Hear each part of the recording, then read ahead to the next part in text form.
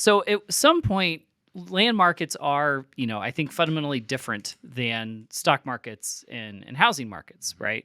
So if you could talk a little bit to the differences in acquisition, maybe the differences in holding costs and what we want to look for on that end, I'd really appreciate your experience on that. Right, absolutely. So first of all, we understand that farmland is not correlated to the stock market, which is a great reason to own a farmland as a commercial investment.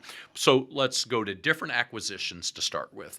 So first question is geography important to you? That's a great question. You're from El Paso, Texas. Yes, I am. Do we want to buy farm and ranch land down in Texas? Do we want to be concentrated in East Central Illinois or the Midwest as a whole? Okay. So the first question is do you have any geographic constraints? Second question, and just as equally as important, is how important is the return to you? Because farmland's not very sexy. When we look at, we measure the farmland as an investment both on the appreciation or depreciation and the ability to return revenue on a year-to-year basis. But a great positive about farmland when we compare it, say, versus the S&P. Okay, great.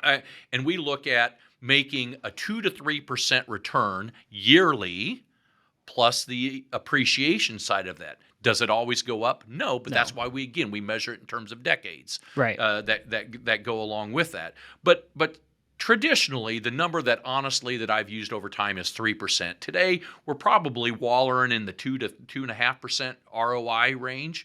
But when we combine that with appreciation measured in decades, I think that you'll see, and that investor would see, that it competes very favorably with the S&P 500, meaning 10 to 11%.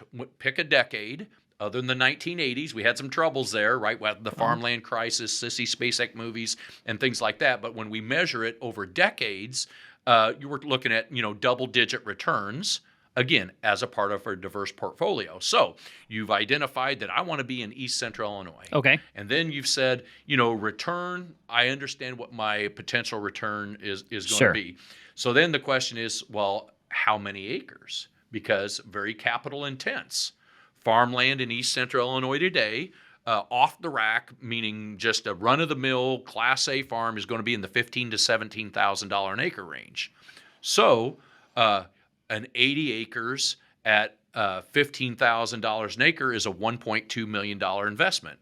Are you going to use leverage to do that? Right. Well, borrow money for dirt today, and it's about 8.5%, 8.5%. Okay. So wait a minute, I'm borrowing money at 8.5% to get something that's going to return me 2%, right? So we need to have that conversation. Yes. So at that point I'm using all cash. Let's just assume Let's assume that. Yep. Right. I'm using all cash. So how do I acquire that? So we talked earlier about auctions or private treaty. Sure. Let's talk about private treaty to start with. Okay. And as we said, we put a sign in the yard. We put a sign on the farm, right? Right. Farm for sale, 80 acres. By the way, this is not a trick question, but what's an acre?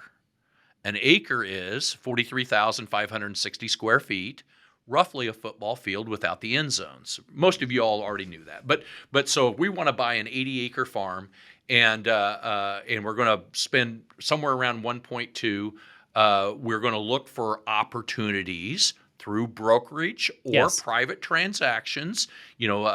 Sometimes it's a brokerage firm like Busey putting their sign on it, hey, farm for sale, what are the terms? Sometimes it might be an owner-operator, a family member that says, hey, I think I want to put a sign up on the farm and let's sell that farm. So private treaty is the great thing about it is more controlled, a little slower pace compared to an auction, but it allows time for that potential buyer to really vet multiple opportunities in a given area. So much like buying a house that are mostly private treaty transactions, farmland private treaty just offers some advantages.